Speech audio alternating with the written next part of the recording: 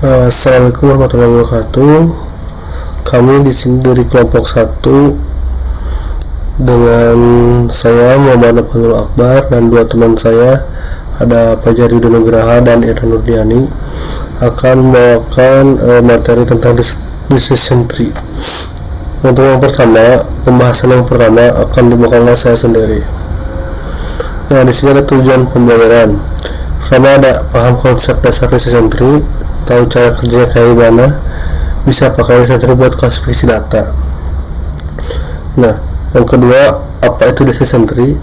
Decision tree itu buat ambil keputusan atau klasifikasi data. Bentuknya kayak pohon, ada akar, cabang, dan daun.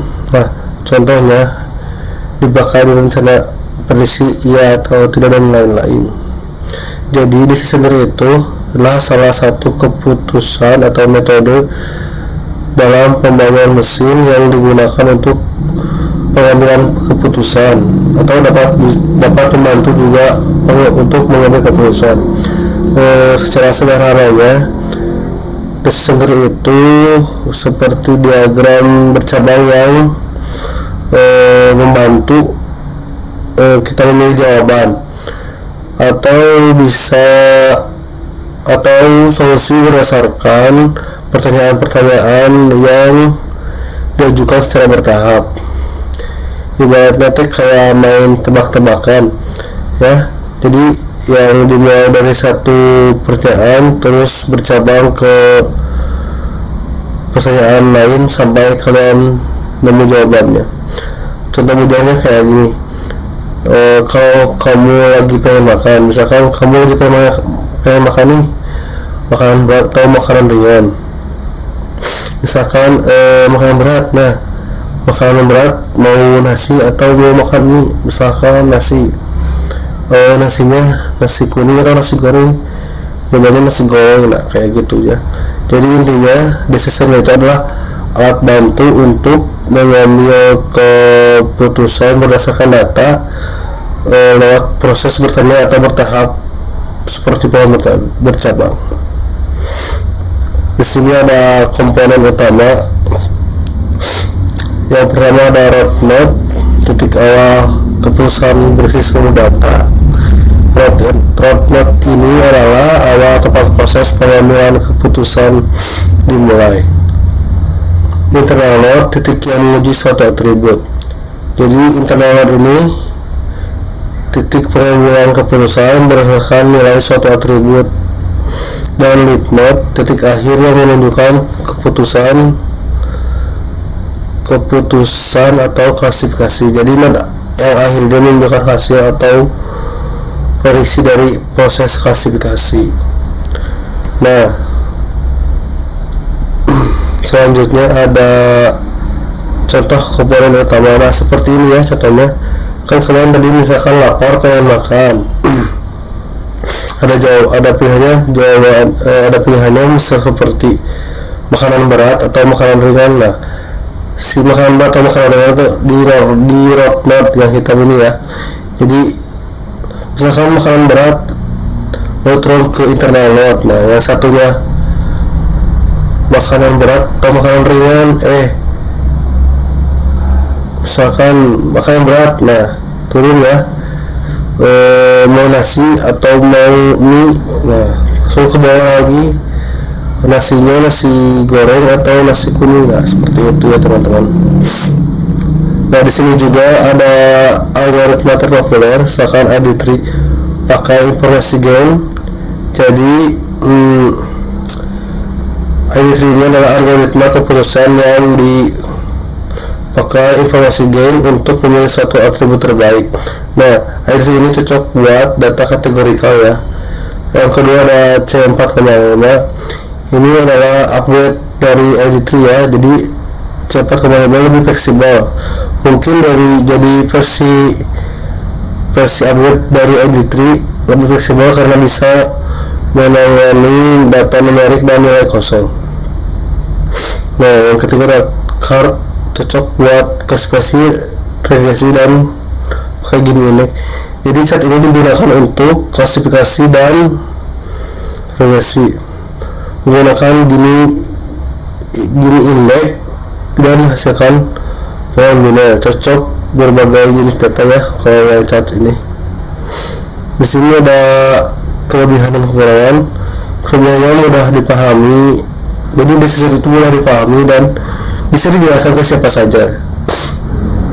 Kekurangannya, kurang akurat pada data numerik yang sangat kompleks, dapat menghasilkan model yang tidak optimal jika banyak noise, lalu sering overfitting, terlalu cocok sama data latih. Nah, di sini ada pruning ya. Jadi pruning, potong cabang pohon yang nggak penting. Jadi proses pemotongan cabang pohon yang tidak penting untuk mencegah overfitting. Lalu di sini ada pre-pruning, potong di awal. Jadi pemangkasan yang dilakukan sebelum pohon tumbuh terlalu dalam. Nah, ada post pruning, potong setelah pohon jadi. Jadi pemangkasan ini dilakukan setelah keseluruhan pohon terbentuk. Nah, jadi tujuan pruning ini adalah agar model tidak terlalu menyesuaikan diri dengan data latih. Nah, di sini ada cara kerja singkatnya. Mulai yang pertama ada model yang ingin diprediksi. Yang kedua ada pilih atribut terbaik untuk membagi data. Ketiga ada buat cabang berdasarkan nilai atribut tersebut. Yang keempat, ulangi proses untuk setiap cabang sampai hasilnya jelas. Yang kelima atau yang terakhir, hasil akhir ada di daun pohon, yaitu keputusan atau prediksi. Di sini ada contoh studi kasus ya. Jadi sebuah keluarga merencanakan liburan, mereka memiliki dua pilihan utama, menginap atau tidak menginap.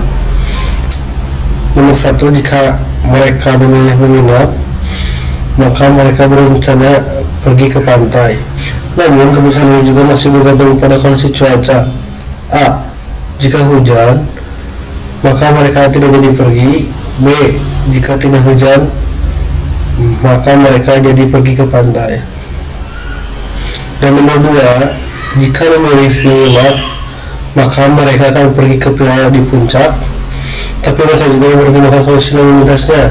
A. Jika diperkirakan macet, maka mereka memutuskan untuk berangkat dari malam sebelumnya. B. Jika tidak macet, mereka akan pergi subuh hari. Nah, keputusan akhir di bidang liburan ini menentukan berdasarkan kombinasi faktor, apakah akan menginap atau tidak, dan cuaca.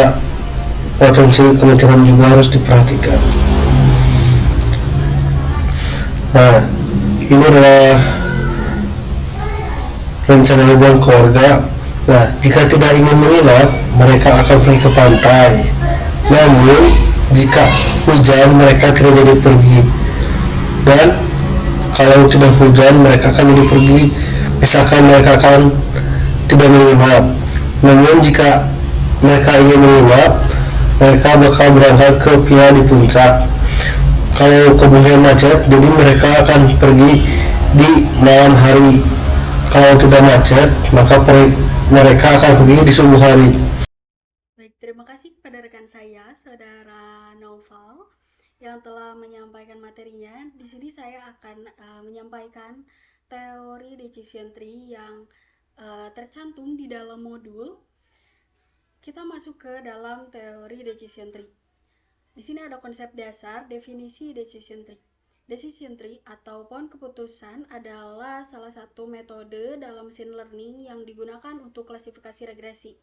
Model ini bekerja dengan membagi dataset ke dalam subnet yang lebih kecil berdasarkan atribut tertentu hingga mencapai keputusan akhir. Struktur decision tree menyerupai pohon terbalik dengan akar di atas dan daun di bawah, di mana setiap simpul internal merepresentasikan pengujian terhadap atribut cabang. Cabang menunjukkan hasil pengujian dan simpul daun merepresentasikan label kelas. Di sini ada komponen utama, ada root node, ada internal node, dan ada left node. Nah, untuk penjelasannya, root node ini bisa disebut sebagai simpul akar, yaitu titik awal pohon keputusan berisi seluruh data. Nah, lalu ada internal node atau simpul cabang, titik yang menguji suatu atribut. Lalu ada left node atau simpul daun, titik akhir yang menunjukkan keputusan atau klasifikasi. Kita lanjut ke algoritma pembentukan pohon. Nah, di sini terdapat 3 algoritma pembentukan pohon. Yang pertama, ID3 atau ID3, Interactive Dictomizer 3. ID3 adalah algoritma dasar untuk membuat pohon keputusan. Algoritma ini memilih atribut yang paling membantu dalam membagi data secara rapi. Yang kedua ada C4.5, pengembangan dari ID3. C4.5 lebih pintar karena bisa menangani data yang kosong dan data angka atau bukan cuma kategori. Atribut dipilih berdasarkan cara yang lebih adil. Yang ketiga ada CART, CART atau Classification and Regression Tree. Perbedaan dari ID3 dan C4.5, CART selalu membagi data jadi 2 bagian atau pohon biner dan memakai cara sederhana untuk menentukan pembagian terbaik. Masuk ke proses pembentukan decision tree. Nah, dalam pembentukan decision tree ini memiliki 3 proses. Yang pertama itu pilih atribut yang paling membedakan. Cari satu hal atau atribut yang paling membantu untuk membagi data agar hasilnya lebih jelas. Lalu yang kedua, membagi data sesuai atribut tersebut. Data dikelompokkan berdasarkan nilai dari atribut yang dipilih tadi. Lalu yang ketiga, berhenti membagi jika semua data di kelompok itu punya hasil yang sama. Tidak ada lagi hal yang bisa dipakai untuk membagi. Data terlalu sedikit atau sudah cukup dalam, atau tidak perlu dibagi lagi. Kita masuk ke pruning, overfitting. Di sini ada overfitting dan di sini ada 2 teknik pruning. Kita masuk ke overfitting dulu. Overfitting merupakan kondisi ketika decision tree terlalu kompleks dan menyesuaikan diri dengan noise atau data training secara spesifik sehingga kurang mampu meregenerasi data baru. Teknik pruning. Nah, untuk teknik pruning itu terbagi menjadi 2. Yang pertama ada pre-pruning, yang kedua ada post-pruning. Pre-pruning, pemangkasan dilakukan selama proses pembentukan pohon. Misalnya dengan menetapkan kedalaman maksimum atau jumlah minimum data per simpul. Yang kedua ada post pruning. Pemangkasan dilakukan setelah pohon terbentuk sepenuhnya dengan menghapus cabang yang tidak memberikan kontribusi signifikan terhadap akurasi. Kita masuk ke kelebihan dan kekurangan decision tree. Kelebihan, yang pertama itu mudah dipahami dan divisualisasikan. Yang kedua, tidak memerlukan normalisasi data. Yang ketiga, mampu menangani atribut numerik maupun kategorikal. Di sisi kelebihannya, terdapat juga kekurangan dari decision tree ini. Kekurangannya yaitu rentan terhadap overfitting, terutama pada data yang banyak noise. Yang kedua, hasil pohon bisa berubah drastis jika ada perubahan kecil pada data. Yang ketiga, tidak selalu optimal karena menggunakan pendekatan greedy lokal atau memilih yang terbaik saat itu, bukan keseluruhan. Di sini ada contoh studi kasus. Contoh kasus dan studi kasus. Sebuah keluarga sedang merencanakan liburan, mereka memiliki 2 pilihan utama, menginap atau tidak menginap. Jika memilih tidak menginap, maka mereka berencana pergi ke pantai. Namun, keputusan ini masih bergantung pada kondisi cuaca. Jika hujan, mereka tidak jadi pergi. Jika tidak hujan, maka mereka jadi pergi ke pantai. 2. Jika memilih menginap, maka mereka akan pergi ke villa di puncak. Tetapi mereka juga mempertimbangkan kondisi lalu lintas. Jika diperkirakan macet, maka mereka memutuskan untuk berangkat dari malam sebelumnya. Jika tidak macet, maka mereka akan pergi di subuh hari. Nah, keputusan akhir dalam liburan ini ditentukan berdasarkan kombinasi faktor, apakah akan menginap atau tidak, cuaca, dan potensi kemacetan. Nah, di sini contohnya. Ini keluarga rencana liburan keluarga itu termasuk ke dalam root node tadi atau simpul akar. Nah, lalu ini pantai atau Villa Puncak itu termasuk ke dalam internal node. Nah, lalu yang pergi tidak pergi atau pergi pada malam hari atau pergi pada subuh hari itu termasuk ke dalam left node atau daun. Nah, cara sederhananya seperti ini, Ji. Kita akan merencanakan liburan keluarga. Nah, kita akan berpikir kita akan menginap atau tidak. Nah, kalau misalnya kita tidak menginap, kita pasti akan pergi ke pantai. Nah, tetapi kita juga harus melihat situasi. Kalau misalnya uh, cuacanya cerah, berarti kita pergi. Tetapi kalau misalnya cuacanya mendung atau kira-kira tidak mendukung, kita tidak akan pergi ke pantai. Di samping itu juga, kita juga akan memikirkan kalau misalnya kita menginap. Kalau misalnya kita menginap, di sini ada villa di puncak. Nah, kalau kita juga harus memikirkan uh, villa di puncak tuh kira-kira ke sana kemungkinan macet atau tidak macet. Nah, kalau misalnya kira-kira macet, uh, kalau misalnya kemungkinan macet, kita akan pergi dari malam hari. Nah, kalau misalnya kira-kira tidak akan macet, kita akan pergi pada subuh hari. Jadi, kalau misalnya ke pantai ini kita harus kayak berarti pulang pergi kan. Nah, kalau misalnya menginap di villa di puncak, kita akan tidak terlalu capek. Nah, gini. Jadi, kalau misalnya kita nginep nih, kita ambil yang kemungkinan macet atau tidak macetnya.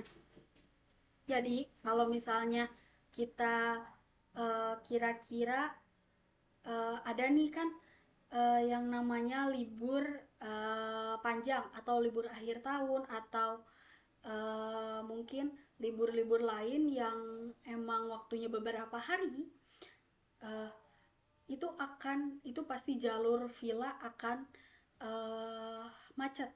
Nah, jadi cara kita untuk uh, menginisiasi atau mungkin solusinya biar nggak terlalu capek di jalan atau gimana, kita bisa pergi dari malam hari. Tetapi kalau misalnya kita pergi dalam mungkin di weekday, hari-hari biasa, atau bisa juga kalau misalnya pergi pada hari libur tetapi perkiraannya tidak akan macet, kita bisa pergi pada subuh hari. Jadi itu tergantung kita sendiri dan tergantung pada situasi. Kalau misalnya villa di puncak kan kayak kita milihnya, ah capek nih kalau misalnya di pantai. Kalau misalnya kita pergi ke pantai, kalau misalnya pulang pergi, ya udah deh kita ke villa di puncak aja. Tapi kalau misalnya kayak villa di puncak, ah capek, takut macet apa gimana, jadi kita pilihnya di pantai aja. Jadi biar senyamannya kita aja gitu. Jadi ini outputnya. Jadi uh, kalau misalnya misal ini outputnya bisa jadi rencana liburan keluarga, terus aku milihnya villa di puncak, terus aku perginya subuh karena kira-kira gak akan macet. Nah gitu contoh dari si decision tree ini. Nah, di sini ada contoh. Ini sebenarnya itu masuk ke dalam implementasi program yang nanti teman saya akan jelaskan lebih lanjut. Di sini bisa dilihat. Ini gambaran singkat saja. Nanti untuk lebih jelasnya akan dijelaskan oleh teman saya, oleh rekan saya. Nah, ini gambaran singkatnya ya. Nah, kalau misalnya ingin lebih tahu lebih lanjut, ini untuk saya memaparkan singkatnya saja. Untuk pemaparan lebih lanjut akan dipaparkan oleh rekan saya, Fajar Yuda Nugraha. Sekian untuk pembahasan dari modul. Terima kasih dan silakan dilanjutkan kepada Fajar Yuda Nugraha untuk menjelaskan programnya. Oke, oke. Selanjutnya di sini saya akan mempresentasikan ya hasil dari project pemrograman yang saya buat mengenai decision tree. Nah, yaitu sebuah sistem rekomendasi ya teman-teman, rekomendasi liburan berbasis machine learning ya. Menggunakan algoritma decision tree. Jadi tujuannya itu yang pertama ini kita itu akan merekomendasikan tujuan liburan paling cocok nih bagi penggunanya berdasarkan beberapa kategori yang ada di data latih. Nah, sistem ini bekerja dengan cara mempelajari data sebelumnya gitu teman-teman yang menghasilkan prediksi nantinya liburannya itu bakalan kemana. Nah, di sini saya sudah ada eh, beberapa dataset ya teman-teman yang dibuat. Jadi kita ini akan merekomendasikan ataupun label tujuannya itu adalah rekomendasi dari 5 faktor. Yang pertama ada cuaca, budget, durasi, aktivitas, dan transportasi. Nah, sekarang kita lanjut saja ke pemrogramannya, teman-teman. Nah, di sini saya sudah membuat pemrogramannya komplit ya dari awal sampai akhir, teman-teman. Nah, di sini yang pertama-tama kita itu harus menginstal library dulu ya, teman-teman. Menginstal library dari Pandas, Scikit-learning, dan Matplotlib.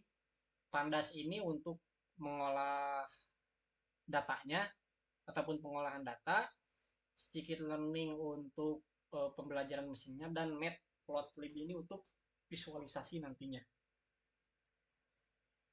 Nah, setelah ini kita run. Di sini akan tampil ya teman-teman sampai ininya selesai dan ada tombol checklistnya berikut dengan berapa lama durasinya untuk mengeksekusinya teman-teman. Nah, kemudian saya mengunggah ini. Di sini akan ada import file dataset. Sebetulnya bisa langsung di drag and drop aja ke sini teman-teman. Namun saya lebih memilih untuk manual biar apa ya biar biar paham aja gitu teman-teman ya. Kita run, lalu kita pilih filenya data latih liburan. Nah, data latih liburan 100% down. Kita lihat di sini ada nih data latih liburan ya teman-teman. Nah, jika sudah berarti kita sudah berhasil mengimport datasetnya teman-teman. Lalu sekarang saya akan menggunakan Pandas. Pandas di sini untuk melihat dataset yang tadi teman-teman.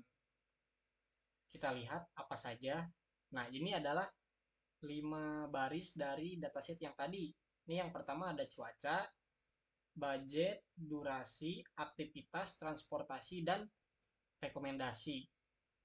Nah, karena seluruh dari dataset ini masih berbentuk kategorikal ataupun berbentuk teks, jadi kita perlu di encode dari yang tadinya teks menjadi sebuah angka menggunakan label encoding. Nah, ini dari label encodingnya. Sekarang kita coba ya teman-teman. Jadi di sini intinya akan mengubah yang tadinya cuaca nih di bawahnya ada cerah, dingin, cerah, hujan itu menjadi sebuah angka. Nah, ini sudah ya teman-teman, sudah terencode. Jadi kita lihat isinya. Nah, yang sebelumnya cuaca cerah, dingin, cerah, hujan, cerah menjadi 0, 1, 0, 2, 0 gitu teman-teman. Nah, biar kita tahu semuanya, biar nggak pusing ya teman-teman, karena ini hanya 5 baris yang terlihat. Jadi kita tampilkan semuanya dengan cara mendekode dari encoder yang ada. Kita run. Nah, di sini akan tertera nih kolom cuaca 0 itu cerah, satu itu dingin, dua itu hujan. Seperti itulah teman-teman ya. Untuk ke depan untuk yang lainnya itu sama saja. Nah, selanjutnya di sini saya membagi data yang tadi, dataset yang tadi menjadi sebuah data latih dan data uji. Data latih ini digunakan untuk yang pastinya untuk melatih data, sedangkan data uji untuk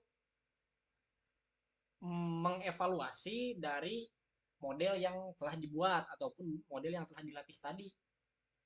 Nah, karena kolom rekomendasi itu adalah sebuah label tujuan, jadi kita ketik di sini itu adalah rekomendasi. Nah, di sini sudah beres. Selanjutnya, kita akan melatih model ini menggunakan decision tree classifier dengan kriterianya itu adalah entropi. Nah, model ini saya latih menggunakan data yang tadi ya, data latih yang tadi. Nah, selanjutnya kita mengevaluasinya, evaluasi modelnya gitu menggunakan data latih yang sudah dibagi dua tadi.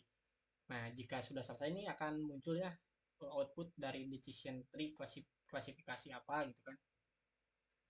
Akan muncul seperti ini. Selanjutnya kita cek evaluasi ya, teman-teman. Nah, berdasarkan hasil evaluasi ini menunjukkan bahwa akurasi model saya itu mencapai 0,83333 gitu ya teman-teman ya. Yang artinya model ini mampu memberikan rekomendasi ataupun memberikan sebuah prediksi yang cukup baik ya teman-teman karena berada di angka 8 lebih gitu teman-teman. Selain itu saya juga menampilkan dari klasifikasi report ya teman-teman untuk melihat nilai precision, recall, F1 score, support dan yang lain-lainnya gitu teman-teman. Nah, selanjutnya saya akan memvisualisasikan dari pohon keputusan ini menggunakan fungsi plot tree ya teman-teman. Bisa dilihat secara visual bagaimana model ini memutuskan rekomendasi berdasarkan fitur-fitur yang ada. Fitur-fitur yang ada itu yang tadi ya, yang cuaca, yang kendaraannya apa, durasinya apa gitu teman-teman. Nah, di sini kita run. Nah, ini adalah sebuah pohon keputusannya. True itu berarti benar, false itu berarti salah ya teman-teman ya. Nah, jadi ini cenderung ke true ya teman-teman ya. Karena di sini menciptakan banyak cabang gitu teman-teman. Nah, selanjutnya kita akan memprediksi data baru ya. Satu data baru gitu teman-teman. Di sini saya memasukkan manual saja teman-teman, input baru ya. 0, 1, 1, 2, 1 gitu. Ini artinya kalau 0 itu cerah, durasinya itu sedang, berarti satunya itu yang atasnya itu lagi apa, duanya itu apa, satunya itu apa gitu teman-teman. Lalu nanti kita akan melihat hasil prediksinya teman-teman. Nah, di sini tadi saya sudah melihatnya. Nah, sekarang kita coba ya teman-teman. Kita klik. Nah, di sini akan muncul nih prediksi liburannya itu bakalan ke satu teman-teman. Satu itu kemana? Satu itu ke gunung teman-teman. Nah, itu untuk menggunakan atau untuk menguji ya satu data gitu teman-teman. Jika teman-teman ingin langsung mengujinya gitu teman-teman. Nah, sekarang kita akan memprediksi data barunya itu dengan file CSV lagi teman-teman. Jadi kita akan menguji dengan data yang banyak gitu teman-teman ya. Nah, setelah modelnya yang tadi dilatih ya teman-teman, kita akan melakukan prediksi lagi dengan data baru tapi banyak. Bedanya itu. Sekarang kita import lagi teman-teman seperti yang tadi. Kita masukkan file data ujinya.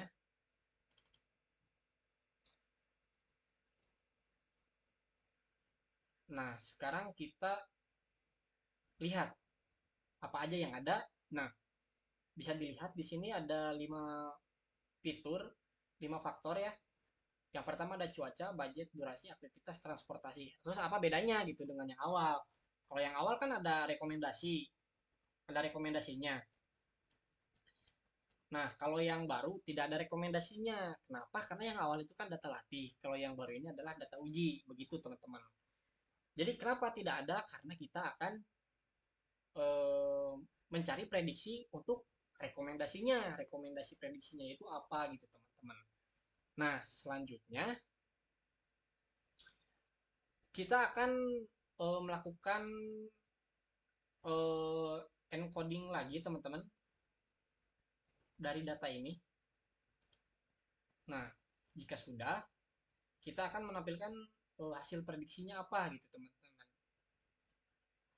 Hasil prediksi dari model predik ataupun model yang sudah kita latih tadi. Nah, hasil prediksinya itu adalah 412043041 gitu teman-teman. Karena berbentuk angka ya, karena tadi sudah di encode. Terus apakah bisa kalau tanpa tanpa di encode? Saya rekomendasikan untuk di encode saja teman-teman ya, karena agar machine learning ini dapat membacanya gitu teman-teman. Nah, selanjutnya kita tampilkan hasil prediksinya. Nah, jika yang tadi itu tidak ada rekomendasi prediksinya, karena di sini tadi sudah dimasukkan ya, hasil prediksinya itu menjadi sebuah kolom rekomendasi prediksi. Jadi sudah nampil nih teman-teman. 002032. Kan tadi cerah itu 0, tinggi itu 2, durasi itu 0, aktivitas itu santai, dan transportasinya itu pesawat. Jadi rekomendasinya itu kemana gitu teman-teman. Nah, 4 ini berarti ke pantai gitu teman-teman. Nah, selanjutnya ini hitung frekuensi setiap hasil prediksi ya teman-teman. Jadi ini hanya bonus ya teman-teman untuk menampilkan grafik batang menunjukkan jumlah rekomendasi ini paling banyak itu kemana dari data uji yang tadi. Nah, di sini kita lihat, di sini dominannya itu ke 0. 0 itu kemana? 0 itu ke desa. Kebanyakannya itu merekomendasikannya itu ke desa dari model yang kita buat tadi. Begitu teman-teman. Jadi untuk kesimpulannya dari project ini kita bisa melihat ya bahwa sistem rekomendasi liburan berbasis machine learning ini dapat membantu pengguna untuk memilih rekomendasi liburannya itu akan kemana gitu teman-teman. Nah, sistem ini dapat dikembangkan lebih lanjut ya teman-teman untuk kedepannya, dan dapat digunakan misalkan dalam aplikasi wisata gitu teman-teman, ataupun chatbot ya teman-teman. Misalkan kita mau pergi kemana gitu di aplikasinya itu, terus dari 5 faktor yang tadi ya tentunya, mau kemana, durasinya lama ataupun sedang ataupun gimana gitu. Jadi ini masih bisa dikembangkan karena ini masih berupa, kalau project mah mungkin ini masih prototype ya teman-teman, belum nampak aplikasinya gitu. Nah, ini sangat bisa dikembangkan ke depannya.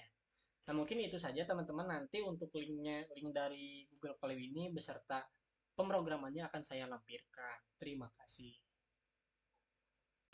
Nah, dicukupkan sekian presentasi dari saya.